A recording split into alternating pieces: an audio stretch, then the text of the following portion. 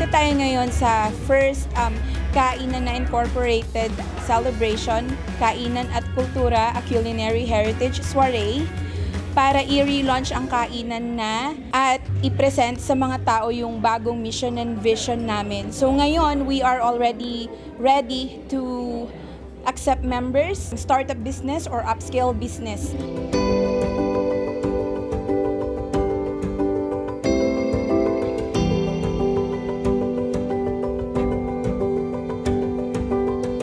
Vision and mission ng kainan na ay para ipakita sa mga Filipino here in Canada or even non-Filipinos na ang pagkain Pilipino ay maipagmamalaki natin sa kanilang lahat.